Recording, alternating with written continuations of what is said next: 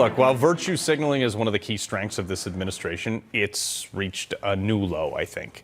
Now they want to take away your emergency generators. And that's today's threat assessment, folks. The notion that the government does not want you to be able to fend for yourself in an emergency. The Biden administration proposing new crazy things saying that if you have a gas generator, you're contributing to climate change, so you got to get rid of it.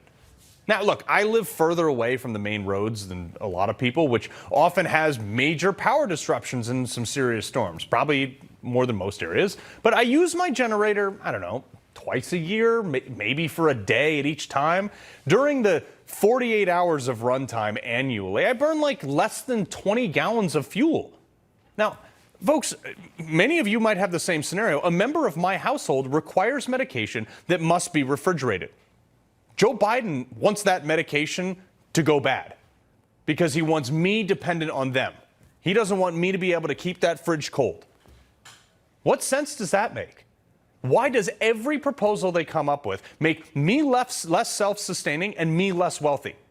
Well, joining me now to help answer that question, Mark Morano, the founder of ClimateDepot.com and the author of The Great Reset. Mark, I'm a generator. Like I said, 20 gallons a year. I mean, I burn more than that in a week in my truck sometimes. Yeah, I mean, this is just the latest assault on things you can't even imagine that the Biden administration is doing in the name of climate change, in the name of a nanny state. I mean, they're basically saying that now the blackouts, which the LA Times is saying they want to use blackouts now to meet our climate goals and to fight climate change, the blackouts which they're intentionally creating in our power grid, we can't now mitigate with gas-powered generators at home. No. They're doing the same thing, by the way, with pizza ovens. They're doing the same thing with gas stoves, with our appliances, with meat eating. Across the board, we have calls for ice cube restrictions. But this is particularly insane because their policies are going to create blackouts which necessitate gas-powered generators. And they're doing this in a way that's even unusual from other standards. They're trying to do this where manufacturers only have 6 months to comply. They're just trying to shut down anything related to convenience and normalcy so that we're more dependent upon the government. Well, also all those windmills we just saw flashing on the screen while you were talking, Mark. Those take to recoup the carbon footprint that it takes to produce one of those is 5 years. Most of them only run for like 3 to 7 years. So it's a net zero on that, but that makes them feel better, whatever. I want to get a load of this exchange earlier today. A reporter and KJP, the world's worst press secretary at the White House. Take a look at this. So from this administration, we've seen them go after gas stoves, air conditioning units with regulation, refrigerators, washing machines, dishwashers, now water heaters. How many more home appliances will Americans eventually have to replace then because of regulation? So just to be clear, when it comes to water heaters, and it is proposed, what has been put forward, and if it is enacted, it would not take it into effect until 2029. So let's not forget that. One of the great lyrical geniuses of our day. She says, oh, don't worry, we've got 5 to 6 years before all this takes effect. So you know what? You got plenty of time to have your life ruined.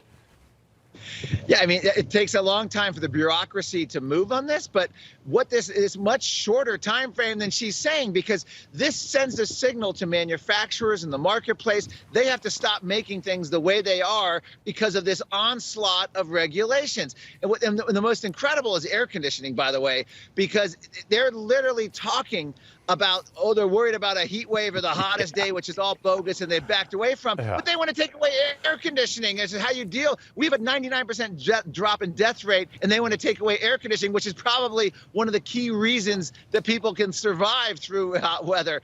So this is literally like beyond a parody. This is very serious. They're taking away, they're collapsing energy, environment, and energy and transportation and our food supply. And they're claiming that you know the temperature is rising in America, but people die from cold over heat by a factor of 5. So shouldn't that be a good thing? I mean, it's unbelievable. This is the same thing as like Connecticut. Like I live in Greenwich, Connecticut. And if you get a solar system installed in your house, like to pump back into the grid or whatever, that has to legally be going through my electric meter. So if a tree falls on the power lines and my electric meter gets cut, I can't power myself off of a solar thing that I pay for based on a government plan or subsidy that they want me to put on my property. How ridiculous is this?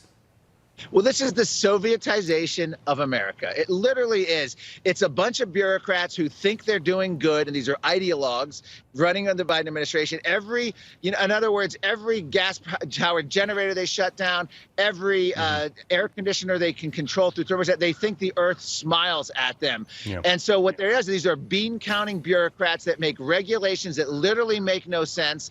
And we're not far from the day of the old Soviet rule, we'll pretend to work, they'll pretend to pay us. That's what they're doing, is they're crushing our economy with these restrictions on our energy, our freedom of movement. This is scary stuff. And where is Republican leadership on this? Why aren't they screaming at the top of their lungs every day, hell no, to every new regulation that they're putting out? Well, Mark, I can't put a 10 by 10 oil rig in Montana because they're worried about the migratory pattern of the sage grouse, but you can bulldoze 1,000 acres for solar fields that are cooking eagles. Mark Morano, appreciate you being here.